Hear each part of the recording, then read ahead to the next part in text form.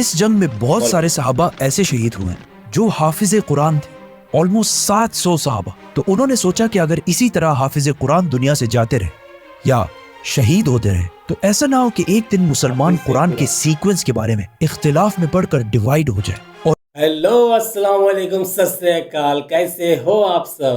امید کرتے ہیں اچھے سے ہوں گے اور ٹھیک ٹھاک ہوں گے۔ تو آج ہم لے کے آ چکے ہیں دا کوہستان کا ایک اور ویڈیو آ چکا ہے جو ہے دنیا کا پہلا قرآن۔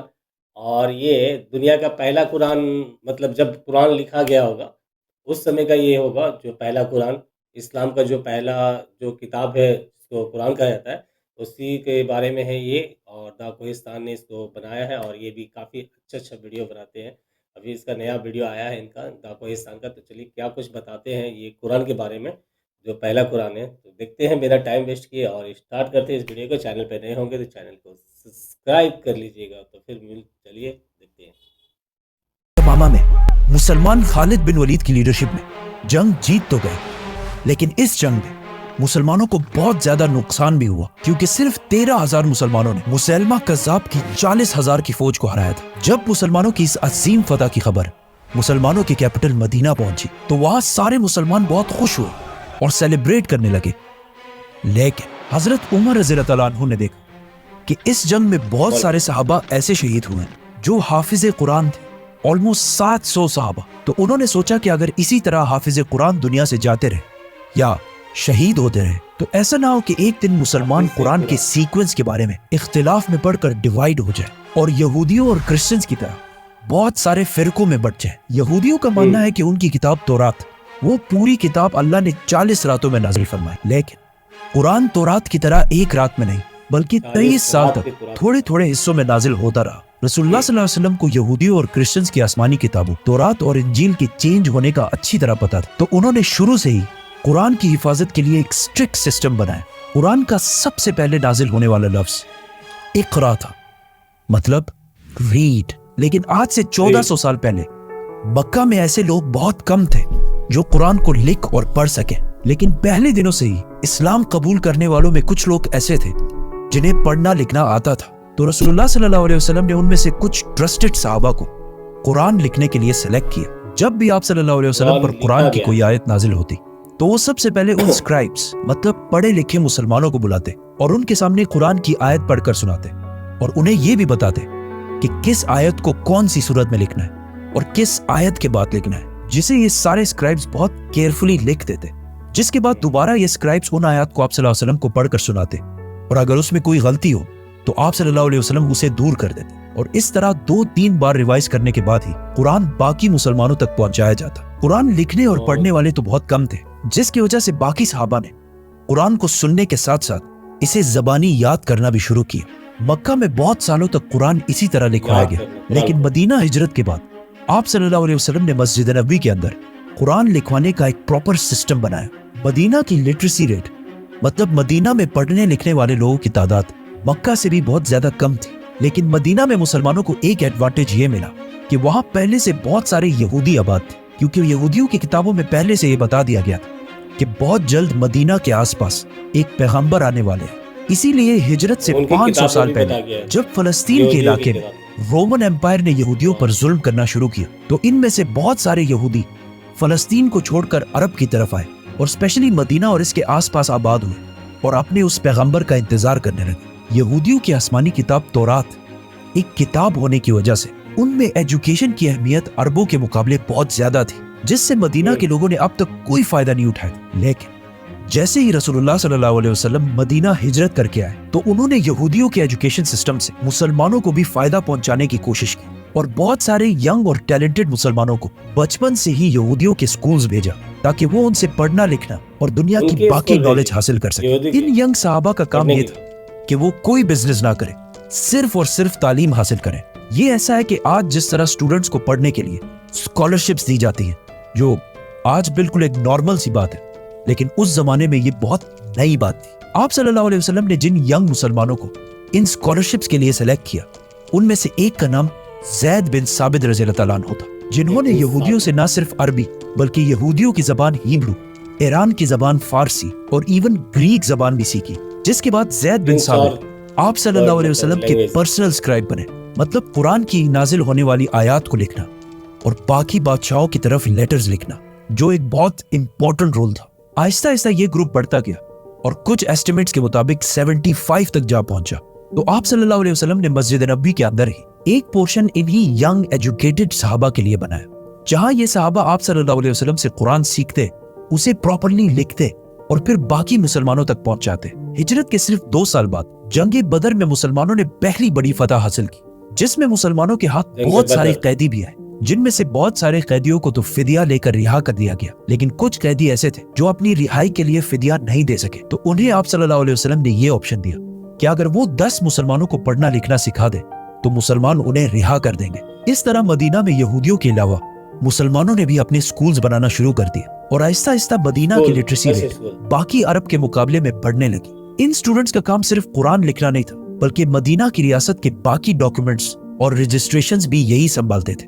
जैसे कि आप सल्लल्लाहु अलैहि वसल्लम के हुक्म पर मदीना की पॉपुलेशन को काउंट भी इन्हीं सहाबा ने किया था और यहूदियों की ताकत को टैकल करने के लिए आप सल्लल्लाहु अलैहि वसल्लम ने मदीना में एक बाजार बनाया था, जिसकी सारी डॉक्यूमेंटेशन यही एजुकेटेड स्टूडेंट्स करते थे। आप सल्लल्लाहु अलैहि वसल्लम की जिंदगी में तो ये सारा सिस्टम ऐसा ही चलता रहा, मतलब कुरान को केयरफुली लिखा जाता, उसे पढ़ा जाता और बहुत सारे सहाबा उसे जबानी याद कर लेते।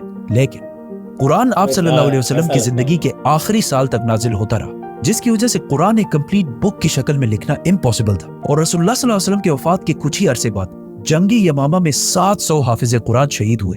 तो हजरत उमर रज़ियल्लाहु अन्हु ने सोचा कि अगर इसी तरह सहाबा शहीद होते गए और आने वाले मुसलमानों के लिए कुरान एक कंप्लीट बुक की शक्ल में ना हो, तो कहीं ऐसा ना हो कि मुसलमान एक दिन कुरान के सीक्वेंस के बारे में इख्तिलाफ में पढ़कर डिवाइड ना हो जाए। तो वो सीधा खलीफा अबू बकर रज़ियल्लाहु अन्हु के पास गए और उन्हें समझाने की कोशिश की कि हमें एटलीस्ट एक कुरान ऐसा कंप्लीट लिख लेना चाहिए जिसका सीक्वेंस उसी तरह हो जिस तरह रसूलुल्लाह सल्लल्लाहु अलैहि वसल्लम ने बताया था और उस पर किसी को कोई शक ना हो। पहले तो अबू बकर रज़ियल्लाहु अन्हु ने ऐसा करने से बिल्कुल इनकार कर दिया और कहा कि मैं ऐसा काम क्यों करूं जो रसूलुल्लाह सल्लल्लाहु अलैहि वसल्लम ने ना किया हो।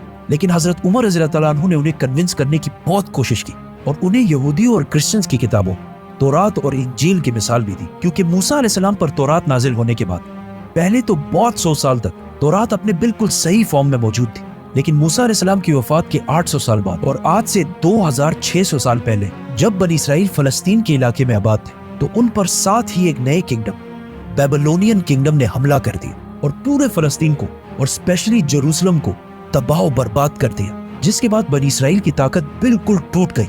बेबीलोनियन किंगडम के बादशाह बख्ते नसर नेबुकदनेस्सर को यहूदियों से इतनी नफरत थी कि उन्होंने यहूदियों के सारे टेम्पल्स जला दिए और उसी के साथ सारे तौरात भी जला दिए। मतलब एक टाइम दुनिया में ऐसा भी आया कि दुनिया में एक तौरात भी मौजूद नहीं थी, जिसके बाद यहूदियों ने तौरात जीरो से दोबारा लिखी और उसी तौरात को बिल्कुल सही करार दिया। और इस तरह क्रिश्चियनिटी में भी बाइबल के बहुत सारे वर्जन्स हैं, जिनमें से चर्च ने खुद ही कुछ को सही और बाकियों को गलत करार दिया। जैसे ही हजरत उमर ने अबू बकर रज़ियल्लाहु अन्हु के सामने ये सारी बातें रखी, तो हजरत अबू बकर भी कन्विंस हो गए और फौरन कुरान को एक किताब की शक्ल में लिखवाने का हुक्म दिया। और इस काम के लिए उन्होंने उसी सहाबी ज़ैद बिन साबित रज़ियल्लाहु अन्हु को इंचार्ज बनाया, जिन्हें आप सल्लल्लाहु अलैहि वसल्लम ने बचपन से ही खुद ट्रेन किया था। उस वक्त मदीना में एटलीस्ट 25 सहाबी ऐसे थे जिन्हें पूरा कुरान ज़बानी याद था। तो अबू बकर रज़ियल्लाहु अन्हु ने ज़ैद बिन साबित के अंडर सहाबा की एक टीम बनाई जो सारे हाफिज कुरान थे और कुरान जमा करने के लिए एक बहुत स्ट्रिक्ट सिस्टम बनाया, जिसमें सबसे पहले सारे हाफिज कुरान की आयत पढ़कर सुनाते, फिर उन्हें आप सल्लल्लाहु अलैहि वसल्लम की जिंदगी में लिखे जाने वाले कुरान की आयत से मैच किया जाता और इस सब के बाद भी बाहर से 2 गवाहों के कुरान के नुस्खे भी देखे जाते और इस तरह कुरान की एक एक आयत को बहुत केयरफुली लिखा जाता। और ये सारे काम मस्जिद नबवी में सारे मुसलमानों के सामने किए जाते ताकि किसी मुसलमान को भी कोई शक व शुबा ना हो। और इस तरह आखिर सारा कुरान प्रॉपर सीक्वेंस के साथ पहली बार एक कंप्लीट बुक की शक्ल में लिख लिया गया।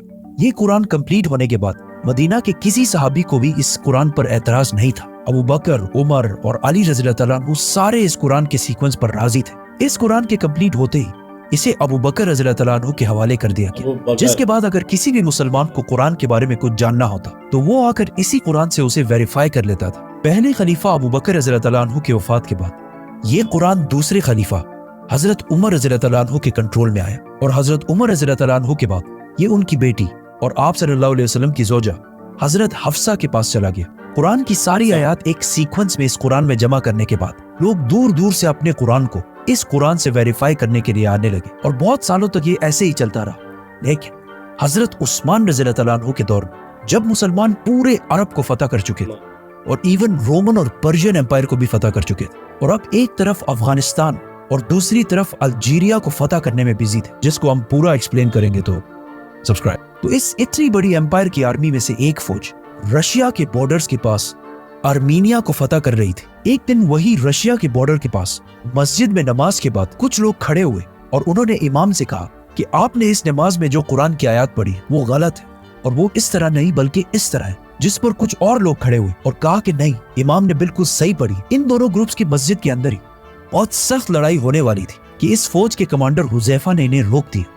जैसे ही ये फौज जिहाद से वापस मदीना पहुंची तो इस फौज के कमांडर हुजैफा अपने घर जाने के बजाय सीधा खलीफा उस्मान रज़ी अल्लाह तआला अन्हु के पास पहुंचे और उन्हें कहा कि या अमीरुल मोमिनीन, उम्मत मोहम्मद को बचाए और हजरत उस्मान रज़ी अल्लाह तआला अन्हु को वो सारा किस्सा सुनाए। असल में ये दोनों ग्रुप्स ही बिल्कुल सही कह रहे थे, क्योंकि इससे पहले कुरान सिर्फ मक्का के एक्सेंट में नहीं बल्कि अरब के बहुत सारे लहजों में लिखा हुआ था। लेकिन कुरान इतने लहजों में होने की वजह से आहिस्ता आहिस्ता मुसलमानों में इख्तिलाफ बढ़ रहा था। तो हजरत उस्मान रज़ी अल्लाह तआला अन्हु ने फौरन फैसला किया कि कुरान के बाकी सारे एक्सेंट्स को खत्म करके कुरान को एक ही एक्सेंट में लिखा जाए, मक्का के एक्सेंट जो रसूलुल्लाह सल्लल्लाहु अलैहि वसल्लम का लहजा था, ताकि उम्मत में कोई भी कुरान की वजह से इख्तिलाफ में ना पड़ सके। और इस काम के लिए उन्होंने उसी साहबी ज़ैद बिन साबित रज़ी अल्लाह तआला अन्हु को बुलाया और उनके अंडर दोबारा एक टीम बनाई और एक साहबी को हजरत उमर की बेटी हजरत हफ्सा रज़ी अल्लाह तआला अन्हा की तरफ भेजा कि वो उनसे वो कुरान लेकर आए जो अबू बकर रज़ी अल्लाह तआला अन्हु के दौर में लिखवाया गया था। और इस तरह एक कंप्लीट कुरान मक्का के एक्सेंट में लिखवा लिया गया। ये कुरान कंप्लीट करने के बाद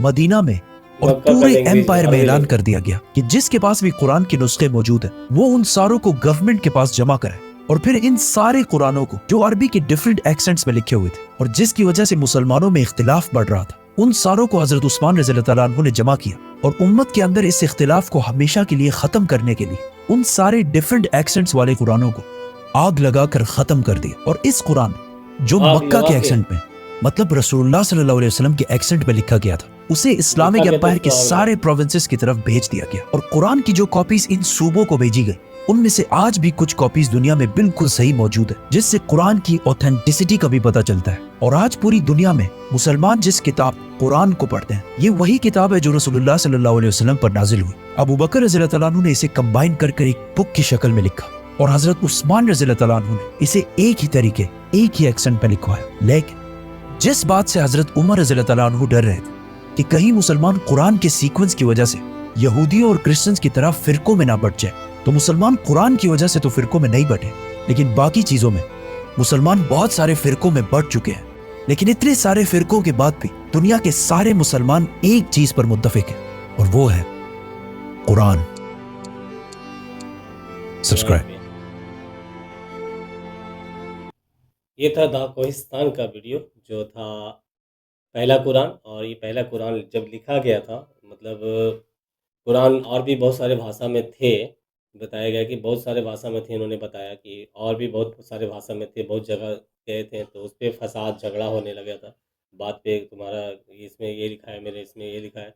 तो उस पर लास्ट में ये अरबी भाषा में जो प्रॉफिट मोहम्मद के वहाँ जो भाषा चलती थी, जो लैंग्वेज चलता था, अभी जो अरबी वर्ड जो भी है कुरान उसको उसी में बनाया गया और उसी पे लिखा गया जो ऊपर से आया था, नाजिल हुई थी जो प्रॉफिट मोहम्मद के ऊपर। और उसके बाद उनको लिखा गया, उनको पूरा बनाया गया। उसके बाद उनका लास्ट में एक बुक बनाया गया कि ताकि लोग मतलब फ़िरका मतलब होता है कि मतलब अलग अलग नहीं बढ़ जाए, वो कुछ और मानने लगे, वो कुछ और मानने लगे। जैसे अभी और भी कुछ है, मुसलमानों में भी बहुत सारा कुछ है इस तरह का बात, तो फिर भी वो एक ही खुदा को मानते हैं और एक ही कुरान को ही मानते हैं।